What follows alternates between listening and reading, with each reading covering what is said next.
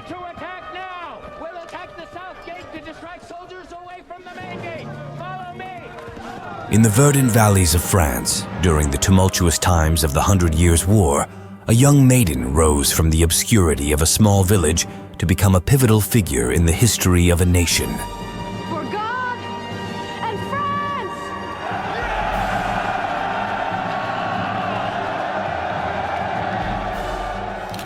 This is the story of Joan of Arc, a peasant girl whose extraordinary life would steer the course of an entire country and leave an indelible mark on the annals of history. Born in 1412 in Domremy, a small village in northeastern France, Joan's early life was unremarkable. She was a daughter of a tenant farmer, Jacques d'Arc, living in a region loyal to the French crown, even as the English and their Burgundian allies controlled large swaths of the country. It was a time when the future of France seemed bleak, its rightful king, Charles VII, disinherited and dispirited. But within Joan burned a flame of faith and conviction that was anything but ordinary. At the tender age of 13, she began to experience what she described as visions. These were no ordinary daydreams.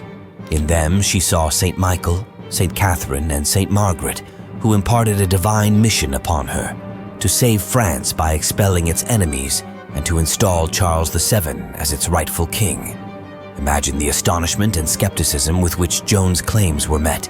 A peasant girl claiming to be the chosen savior of France, inspired by heavenly visions. It was almost unthinkable. Yet, Joan's conviction was unshakable. Driven by her unyielding faith, she left her village in 1429, determined to meet Charles VII and fulfill her divinely ordained mission. Joan's journey to Chinon, where the disinherited Charles VII held court, was fraught with danger.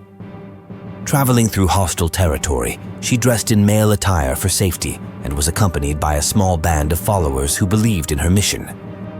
Her arrival at court was a pivotal moment, not just in her life, but in the history of France.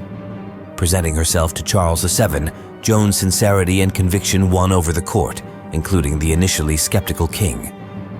After a period of interrogation by church officials and courtiers, she was given a small army and sent to lift the siege of Orléans, a crucial French stronghold under English control. The Siege of Orléans was a turning point in the war. Joan's presence revitalized the besieged French forces. Under her leadership, they achieved a miraculous victory, lifting the siege in just 9 days. This victory was not just a military triumph. It was a symbolic lifting of the dark clouds that had hung over France. Buoyed by this success, Joan led the French army to several more victories, culminating in the coronation of Charles VII at Reims, just as her visions had foretold. This was a moment of triumph, a tangible result of Joan's divine mission and a turning point in the 100 Years' War. The once dispirited Charles VII was now the anointed king of France, largely thanks to a teenage girl from Domremy. However, Joan's story is not just one of triumph, but also of tragedy.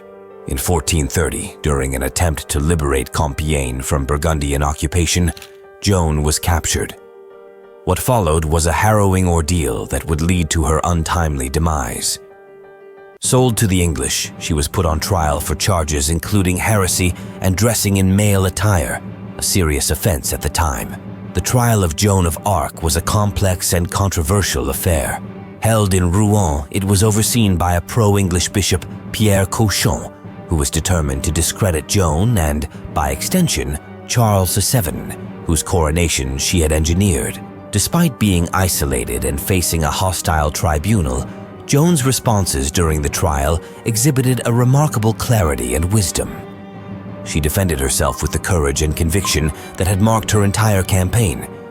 Yet the outcome seemed predetermined.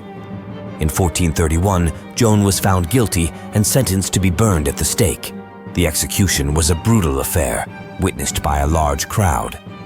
Joan, only about 19 years old, met her end with a bravery that left a lasting impression on all who witnessed it. Her final words were a testament to her unwavering faith as she called out the names of saints and professed her innocence. The martyrdom of Joan of Arc was a turning point. 25 years after her death, a posthumous retrial cleared her name, and she was declared a martyr by the Catholic Church. In 1920, she was canonized as a saint, her life and sacrifice recognized as a testament to faith and courage. Joan's impact on the course of French history cannot be overstated. Her role in turning the tide of the 100 Years' War and in the eventual victory of the French crown is a remarkable feat, especially considering her humble origins and young age. She became a symbol of French nationalism and resilience, a beacon of hope in a time of despair. But Joan's story transcends her military achievements. It is a tale of faith, conviction, and the power of an individual to change the course of history. Her life challenges us to believe in the extraordinary, to recognize the potential for greatness in the most unlikely of places. Joan of Arc remains a compelling figure centuries after her death, inspiring countless works of art, literature, and scholarship.